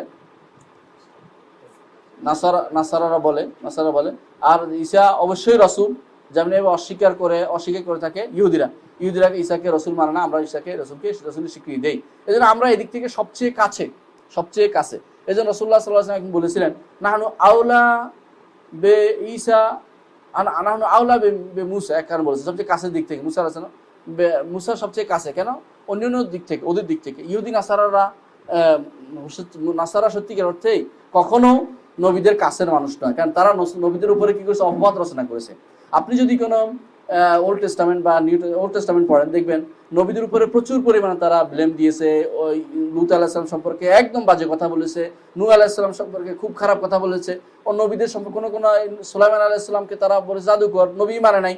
তারপরে এই দাউদ আলাইহিস সালাম সম্পর্কে, উরিয়া সম্পর্কে মিথ্যা কথা বানিয়ে, ওই উরিয়ার স্ত্রী সম্পর্কে আজে বাজে কথা নিয়ে, তারপরে সুলাইমান আলাইহিস সালাম আরো বিভিন্ন রকমের মিথ্যা কথায় ভরপুর করেছে, তার কাহিনী দিয়া তাদের গ্রন্থকে ভরপুর করেছে। কারণ বর্তমান যে তাওরাত আছে, এটা আসলে সত্যিকার অর্থে আল্লাহর কিতাব নয়, এটার ভিতরে মানুষের অনেক কিছু প্রবেশ করিয়েছে। সুতরাং যেহেতু প্রবেশ করিয়েছে, সেটাকে পরিপূর্ণভাবে আল্লাহর কিতাব বলার কোনো সুযোগ নেই। হ্যাঁ, এটার ভিতরে কিছু আল্লাহর কিতাবের বাকি অংশ রয়েছে, যা মুহাম্মদ সাল্লাল্লাহু আলাইহি ওয়াসাল্লামের কিছু গুণাগুণ সেখানে উল্লেখ করা হয়েছে, যেখানে বা তাওরাতের কিছু অংশে মুসা আলাইহিস সালামের কিছু কালেমা রয়ে গেছে, যেগুলি আমাদের কিতাব স্বীকৃতি দিচ্ছে যে এগুলি ওখানে আছে। সেই হিসাবে আমরা বুঝতে পারি যে এই কোরআন এবং সুন্নাহ যেগুলো স্বীকৃতি দিচ্ছে সেগুলি শুধুমাত্র কিতাব, মানে মূল কিতাবের অংশ। কিন্তু বাকি অনেক অংশ আছে তাওরাত এবং ইনজিলে, যেগুলি তারা নিজেরা পরিবর্তন করেছে। আল্লাহ কোরআনে কারীম এটা উল্লেখ করেছেন, ফাওয়াইলুল লিল্লাযিনা ইয়াকতুবুল কিতাবা বিআইদিহিম, ওয়াইল, ধ্বংস হোক ওই সমস্ত লোকদের জন্য যারা কিতাবকে নিজের হাতে লিখে সুম্মা ইয়াকুলুনা হাযা মিন ইনদিল্লাহ, তারপর বলে এটা আল্লাহর পক্ষ থেকে আসছে। তাহলে বোঝা গেল তারা এই কাজটা করেছে। কারা করেছে? ইহুদি এবং নাসারা। প্রত্যেকেই তাদের প্রয়োজনার্থে, তাদের সুবিধার্থে যেভাবে পেরেছে সেভাবে এটাকে নিজেদের মতো করে সাজিয়ে নিয়েছে, এবং এটা আল্লাহ তাআলার কিতাব বলে এখন আর বলার সুযোগ নাই। কিন্তু আমাদের কাছে আছে এমন জিনিস, আল্লাহ তাআলা এটাকে বলেছেন যে ওয়া আনজালনা ইলাইকা কিতাব মুসাদ্দিকাল লিমা বাইনা ওয়া মুহাইমিনান আলাইহি, আপনার আগে যে সমস্ত কিতাব আসছে সেগুলির উপর তাসদীককারী এবং মুহাইমিন, সেগুলির উপরে সংরক্ষণকারী হচ্ছে এই কিতাবটা কোরআনে কারীম। কোরআনে কারীম হচ্ছে আপনি মিজান, মানে পাল্লা। আগেরগুলি যদি কোনো কিছু উল্টাপাল্টা দেখেন কোরআনের সাথে মিলিয়ে দেখবেন, যদি দেখবেন যে ভালো কোরআনের সাথে এটা মিশে কথা, তাহলে ওটা ঠিক আছে। আর যদি কোরআন কারিমের বিপরীত হয়েছে ওখানে কোনো কথাবার্তা, তাহলে ওটা বাদ, বোঝা গেল ওইটা ভুল, ওরা ভুল করেছে, নষ্ট করেছে নিজেরা, ওরা বাতিল করেছে। কিন্তু কোরআনে কারিম হচ্ছে এদের জন্য কি সত্য অসত্য মিথ্যা ফোরকান, সত্য অসত্য নিরূপণের একটা মাপকাঠি সে সমস্ত কিতাবে। আল খামিসাত আশার, 15 নম্বর যে বিশেষত্ব আমরা পাই, 15 নম্বর যে ফায়দা সেটা হচ্ছে উপকার, মারিফাত ইখতিসাস ঈসা বিকাউনিহি কালিমাতুল্লাহ, বিকাউনিহি কালিমাতুল্লাহ। ঈসা আলাইহিস সালাম আল্লাহর কালেমা, এটা বিশেষভাবে উল্লেখ করা হলো কেন? আমরা উল্লেখ করেছিলাম কেন সবাইকে আল্লাহর কালেমা কুন দিয়া সবাই কুন হয়ে যাও বলেছেন, কিন্তু স্পেশালি এখানে পিতা ছিল না, পিতা ছিল না, কিন্তু এই কালেমা দ্বারা তাকে আল্লাহ তাআলা তৈরি করেছেন। সেটাকে বোঝানোর জন্য কালেমা শব্দটি স্পেশাল, ওয়া কালিমাতুহু আলকাহা ইলা মারইয়াম, কোরআনে কারিমেও বলেছেন এবং হাদিসেও বলেছেন আল্লাহ রাসূল সাল্লাল্লাহু আলাইহি ওয়াসাল্লাম, যে কালেমা মরিয়মের কাছে পৌঁছে দেওয়া হয়েছিল জিবরিলের মাধ্যমে, সেই কালেমা হচ্ছে, সেই কালেমা দ্বারা সৃষ্টি হচ্ছেন ঈসা আলাইহিস সালাম। এমনি ঈসা কোনো কালেমা বা গুণ নয়, ঈসা হচ্ছে সত্তা, সত্তাটা হচ্ছে তৈরি, কালেমা দ্বারা তৈরি মানুষ, কালেমা দ্বারা তৈরি মানুষ। আস-সাদিসাতু আশার মারিফাতু কাউনি রূহাম মিনহু, 16তম উপকার হচ্ছে যে ঈসা আলাইহিস সালাম হচ্ছে আল্লাহর পক্ষ থেকে প্রেরিত রূহ, রুহুল্লাহ। আমরা কথা বলি না ঈসা রুহুল্লাহ, এটা কিন্তু কোনো হাদিসে এভাবে আসে নাই। ঈসা কালিমাতুল্লাহ হইতে পারে, সুতরাং এভাবে মুসা কালিমুল্লাহ এগুলি আমরা বানাই বলে থাকি, সবগুলি একটা অমুক নাজিউল্লাহ, অমুক হাবিবুল্লাহ, এগুলি অনেকটা নিজেরা তৈরি করে নিয়েছি, মানে একটা বলার মতো। বরং আমরা বলবো ঈসা আব্দুল্লাহ ওয়া রাসূল, সোজা কথা এটা। হ্যাঁ, খালিল ব্যাপারে স্পেশাল বলা হয়েছে, ইন্নাল্লাহ ইত্তাখাযা ইব্রাহিমা খালিলান ওয়াত্তাখাযানি খালিলান, রাসূল সাল্লাল্লাহু আলাইহি ওয়াসাল্লাম বলেছেন যে ইব্রাহিম আলাইহিস সালামকে আল্লাহ তাআলা খালিল হিসেবে নির্বাচন করেছেন, আমাকেও আল্লাহ তাআলা খালিল হিসেবে নির্বাচন করেছেন। কে বলেছেন? মুহাম্মদ সাল্লাল্লাহু আলাইহি ওয়াসাল্লাম বলেছেন। অর্থাৎ দুইজন খালিল আছেন, একজন হচ্ছে কে? ইব্রাহিম আলাইহিস সালাম, আরেকজন হচ্ছে মুহাম্মদ সাল্লাল্লাহু আলাইহি ওয়াসাল্লাম, এই দুইজন খালিল, এর বাইরে আর কেউ খালিল না। খালিল হলো যার অন্তরের সর্ব জায়গাতে মহব্বত ঢুকে গেছে, খাল্লা মহব্বত সর্ব জায়গাতে, যার শরীরের অন্তর সব জায়গাতে মহব্বত ঢুকে গেছে, তিনি হচ্ছে খালিল। এবং এটা সর্বোচ্চ পর্যায় মহব্বতের, অর্থাৎ আল্লাহকে যারা বেশি ভালোবাসে, আল্লাহকে বেশি ভালোবাসতেন ইব্রাহিম আলাইহিস সালাম, তাই মুহাম্মদ সাল্লাল্লাহু আলাইহি ওয়াসাল্লাম। আল্লাহ তাআলা নিজের ইচ্ছা করে দুজনকে খালিল হিসেবে গ্রহণ করেছেন, সুতরাং ঈসা আলাইহিস সালামকে আল্লাহ তাআলা কালিমা যেমন বলেছেন রূহ মিনহু, বলছেন রূহ তার পক্ষ থেকে পাওয়া রূহ। এর রূহুল্লাহ বলে আল্লাহর রূহ বলার কোনো সুযোগ নেই, আউযুবিল্লাহ। আল্লাহর রূহ কখনো স্রষ্টার কোনো কিছু সৃষ্টির ভিতরে নেই, স্রষ্টার কোনো গুণ সৃষ্টির ভিতরে নেই। হ্যাঁ, আমার সামনে যদি কোরআনে কারীম থাকে, এটা আল্লাহর একটা গুণ, কথা, কিন্তু কথাটা এই নয় যে কথাটা আমার ভিতরে হেফজ করছে যে ব্যক্তি, তার ব্যক্তি আল্লাহর কথা হয়ে গেছে, না, সে কিছু হয়নি, তার কথাটা তার অন্তরে ঢুকেছে। হ্যাঁ, তো এটা হতে পারে তার একটা গুণ, তার একটা গুণ তার সে হেফজ করেছে বা এটাকে মহব্বত করেছে। এর বাইরে আল্লাহ তাআলার কোনো গুণ কোনো বান্দা কখনো কোনো কিছু করতে পারে না, একমাত্র আল্লাহর কালিমা ছাড়া, আল্লাহর বাণী ছাড়া। আল্লাহর বাণীটা মানুষ হেফজ করতে পারে, কিন্তু আল্লাহ তাআলার আর যে গুণগুলি আছে, আল্লাহর হাত আছে, আল্লাহ তাআলার পা আছে হাদিস অনুসারে, এবং আল্লাহ তাআলার চেহারা আছে, আল্লাহ তাআলার চোখ আছে, ইন্না রাব্বাকুম লাইসা বিআওয়ার, সেইগুলি যে গুণগুলো, সেই গুণগুলি আমরা কি দেখেছি কোনোদিন? না। কিন্তু আল্লাহর একটা গুণটা আমরা দেখি, সেই গুণটা কি? আল্লাহর বাণী কোরআনে কারিমে আছে, আমরা দেখতে পাচ্ছি এবং আমরা মহব্বত করি, এটাকে ভালোবাসি, পড়ি, মুখস্থ করি। এই একমাত্র গুণ, এই জন্য এটা বেশি পড়তেন সালফ বেশি এটাকে পড়তেন এবং বলতেন যে কালাম রব্বি, আমার রবের কালাম, আল্লাহ রবের কালাম একটাই পাইলাম, আর কিছু তো আমরা পাইলাম, সবকিছু আল্লাহ তাআলা তিনি ঊর্ধ্ব আকাশে আরশের উপর আছেন, কিন্তু তার কালামটা আমরা পাই, একটা জিনিসই আমরা পেয়েছি, সেটাকে আমরা বেশি তেলাওয়াত করব, সেটা বেশি আলোচনা করব। আচ্ছা, তো আল্লাহ তাআলার রূহ যেটা বলা হয়েছে, কাকে বলা হয়েছে? রূহ মিন, ঈসা আলাইহিস সালামকে বলা হয়েছে। ঈসা আলাইহিস সালাম হচ্ছে আল্লাহর পক্ষ থেকে রূহ মিনহু, তার পক্ষ থেকে রূহ, এটা হচ্ছে সৃষ্ট রূহ। যেমনি আমাদের রূহটা আল্লাহর সৃষ্ট, কখনো আল্লাহ তাআলার রূহের অংশ এভাবে বলার কোনো সুযোগ নেই, যেটা ভুল অর্থ করতে পারে, বিশেষ করে নাসারারা, খ্রিস্টানরা, এই জন্য এটাকে বলে আল্লাহর পবিত্র আত্মা বলা হয়ে থাকে, তারা পবিত্র আত্মা বলে। তারা কিন্তু আমরা যে পবিত্র রুহুল কুদুস বলে জিবরিল বুঝাই, তারা কিন্তু জিবরিল বুঝে না, আমরা ভুল বুঝার সমস্যা আছে, ওরা কিন্তু বুঝে না। আমি ওদের সাথে আলোচনা করে দেখছি, ওরা কেউ রুহ জিবরিল নামে ওই আলোচনায় জিবরিলকে আলোচনার বাইরে রাখে। ওদের মধ্যে ছিল পিতা এবং পুত্রের মধ্যে সম্পর্কটা হচ্ছে নাম দিয়েছে রুহুল কুদুস, ওদের কাছে হচ্ছে মাঝখানে হচ্ছিল পবিত্র আত্মা। এই রূহ মিনহু অনুবাদ করতে ভুল করে তারা, ভুলের সীমার বাইরে ভুল করে যাচ্ছে যখন এই জায়গাগুলো অনুবাদ তারা করে বা ওই জায়গাগুলো তারা বুঝে, তাদের বইতে এই ভুলটা হয়েছে। এ কেন হয়েছে? তারা দওয়ালিন, পথভ্রষ্ট। তাদের গ্রন্থ যখন গ্রিক ভাষা অনুবাদ হয়েছিল এক সময়, গ্রিক থেকে আবার অন্য ভাষা অনুবাদ হয়েছে, তখন আবার দ্বিতীয়বার তাদের ভাষা অনুবাদ হয়েছে, তখন তারা আর এটাকে সঠিক পর্যায়ে পায় নাই। কারণ অনুবাদে আরবি বলা হয় কুল্লু মুতাজিম খায়েন, প্রতিটি অনুবাদক খেয়ানত করে। কারণ এ অনুবাদক সঠিক ভাষা কখনো আনতে পারে না। কোরআনে কারিমের জন্য অনুবাদ হয় না, আপনি কোরআনে কারিম অনুবাদ করতে পারবেন না। কোরআনে কারিমের অর্থের অনুবাদ হয়, সব সরাসরি অনুবাদ করতে কেউ পারবে না কোনো কিছু। অর্থে আমি যা বুঝছি সেটা আনি ঢুকাচ্ছি, এটা এই আয়ের দ্বারা এই অর্থটা বুঝছি, এই আয়ের দ্বারা অর্থ বুঝছি, পরিবর্তন হয় অর্থ। আপনি দেখবেন যে কিছুদিন যদি 100 বছর পরে বাংলা ভাষা পরিবর্তন হয়েছে, আপনার অনুবাদ নতুন করে করতে হবে, নতুন করে করতে হবে। যেভাবে আমাদের দেশে প্রথম যে অনুবাদটা হয়েছিল, সে অনুবাদের মধ্যে দেখবেন যে আল্লাহ তাআলা, আল্লাহ শব্দের অনুবাদ করেছে কোথাও ব্রহ্মা, কোথাও জানেন এগুলি। তো কিন্তু এখন কিন্তু সে অনুবাদ চলে না, আলহামদুলিল্লাহ, এখন সঠিক অর্থে অনুবাদ হচ্ছে। তো সেই জাতীয় অনুবাদ হওয়ার কারণে কি করেছে, আব ছিল যে শব্দটা ছিল, আব অর্থ বুঝাইতো, আব দ্বারা বুঝাইতো মূল ইয়াতে, যে ফাদার দ্বারা, সেখানে বুঝাইতো যেখানে যে স্রষ্টা বা সেখানে ইলা বুঝাইতো, সেখানে অনুবাদ হয়ে যায় পিতা হয়ে গেছে। তো ইবিন পুত্র হয়ে গেছে এদের নিকট, ফাদার। এই জাতীয় অনুবাদে যে ভুল করার কারণে পরবর্তীতে আসে এমন ভুল হয়েছে যে ভুল তারা কোনোদিন এই বেড়াজাল থেকে কখনো বেরোতে পারে না। আল্লাহ তাআলা সঠিক সুন্দর নামটাই তাদের দিয়েছেন যে ওয়ালা দাল্লিন, তারা হলো পথভ্রষ্ট। এবং এরা দাল্লিন এমন ভ্রষ্ট যে তারা কখনো সোজা পথে আসবে না, যতক্ষণ পর্যন্ত সোজা পথে আসার জন্য, হ্যাঁ, যদি কোনো আপনি একটা সুতা সুতা আউলাই যায়, আপনার এটা কখনো সোজা করতে পারবেন না। সোজা আনতে হলে আপনার দেখতে হবে যে কোত্থেকে বাঁকা হয়েছে, কোন জায়গা দিয়ে, সেই জায়গা দিয়ে আস্তে আস্তে এটাকে আলাদা করতে হবে। ঠিক কোরআনে কারিম হচ্ছে সূত্র দিয়ে দিয়েছে কোন জায়গায় বাঁকা হয়েছে।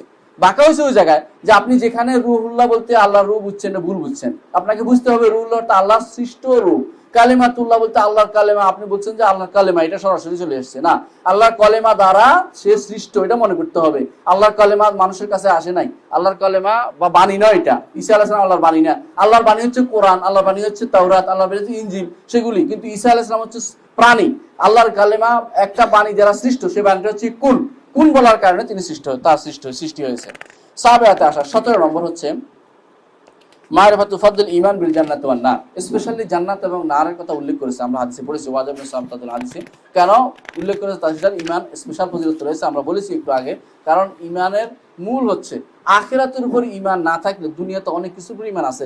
ইহুদি নাসারাদের মধ্যে অনেকে আখিরাতের উপর ঈমান রাখে না, হিন্দুরাও আখিরাতের উপর ঈমান রাখে না, তারা ঈমান ফিরে আসে। জান্নাত এবং নার তাদের হচ্ছে ক্ষণস্থায়ী, স্থায়ী জিনিস নয়। তাদের দেবদেবীরা সেখান থেকে অন্যায় করে আবার দেশে, আবার পৃথিবীতে আসে পড়ে, আবার অন্যায় করে, এই জাতীয় জিনিসগুলি তাদের মধ্যে প্রচলিত আছে। সুতরাং সত্যিকার জান্নাত এবং নার আখিরাতে বিশ্বাস যদি থাকে, মানুষ অন্যায় করতে পারে না এবং তারা দুনিয়াতে প্রতিটি কাজ তার সুন্দরভাবে পরিচালিত হয়। যদি আপনি এটা না করেন, তাহলে আপনি কি জন্য কষ্ট করবেন, কি জন্য জুলুম করে চলার পিছনে কারণটা কি? এই জন্য যে আখিরাতে আমার ধরপাকড় আছে, জান্নাত আছে, নার আছে, তো আমি হারাম কেন খাবো না? এই জন্য যে আমি আখিরাতে জান্নাত আছে, নার আছে, আমি আরেকজনের উপরে অত্যাচার কেন করবো না? জান্নাত এবং নার আছে। যদি এটা না থাকতো, এটার বিশ্বাস না থাকতো, তাহলে মানুষের দুনিয়াতে অন্যায় অনাচারের বন্যা বয়ে যেত, যে ইচ্ছা যা ইচ্ছা তা করে বসতে পারতো। সুতরাং জান্নাত এবং নারের বিশ্বাস যদি মানুষের ভিতরে সঠিকভাবে না থাকে, তাহলে মানুষ অন্যায়। এই জন্য স্পেশালি জান্নাত এবং নারের কথাটা উল্লেখ করা হয়েছে। জি, এবং এটা যদি থাকে তাহলে লা ইলাহা ইল্লাল্লাহ, জান্নাত এবং নারে বিশ্বাস থাকে, লা ইলাহা ইল্লাল্লাহ কালিমা তাওহীদের বিশ্বাসটাও পুক্ত হবে। কারণ সে সাথে সাথে বিশ্বাস করবে, এই লা ইলাহা ইল্লাল্লাহ কারণে কেন বলবো, কেন করব? কারণ আমার জান্নাত আছে।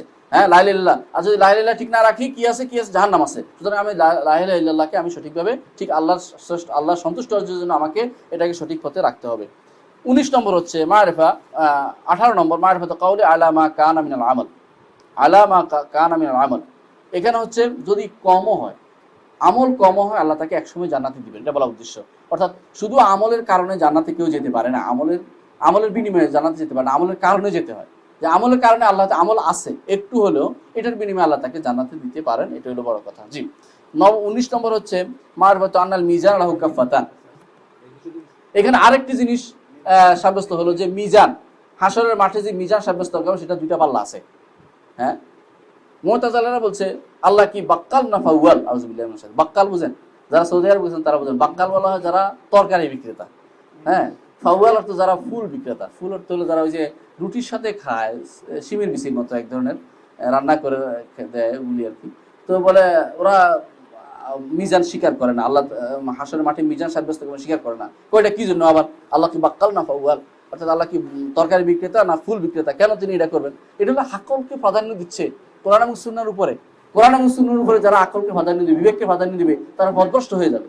রাসূলুল্লাহ সাল্লাল্লাহু আলাইহি ওয়াসাল্লাম বলেছেন যে মিজান লাহু কাফাতান, মিজানের দুটি পাল্লা আছে। আল্লাহ তাআলা কোরআনে বলেছেন ওয়া নাদাউল মাওয়াজিনাল কিসতা লিয়াউমিল কিয়ামা, আমি মিজানগুলি আমি কি করব? সেখানে স্থাপন করব। মানুষের বিভিন্ন রকমের মিজান, আমলের মিজান, ব্যক্তির মিজান, তার আমলনামার মিজান, তিনটা মিজান সেখানে হবে, তিনটার ওজন হবে। ব্যক্তির ওজন হবে, আমলের ওজন হবে, এবং ব্যক্তির ওজন হবে, আমল নামার ওজন হবে, আমলের ওজন হবে, তিনটা হবে। হাদিসে 3 রকমের ওজনের কথা আসছে, সুতরাং সেই হিসাবে আমরা স্বীকার করি যে মন কি আছে, মিজানের 2টা পাল্লা আছে, এটা অবশ্যই স্বীকার করতে হবে, এবং এটা ঈমান অবশ্যই আমাদের থাকতে হবে।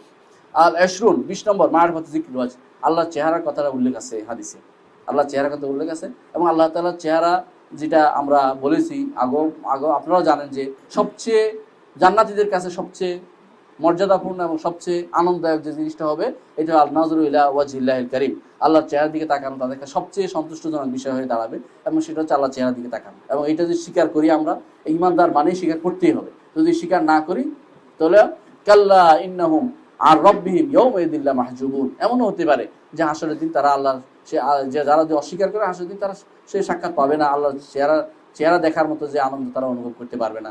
সুবহানাকাল্লাহুম্মা ওয়া বিহামদিকা আশহাদু আল্লা ইলাহা ইল্লা আনতা আস্তাগফিরুকা ওয়া আতুবু ইলাইক। আসসালামু আলাইকুম ওয়া রাহমাতুল্লাহি ওয়া বারাকাতুহু।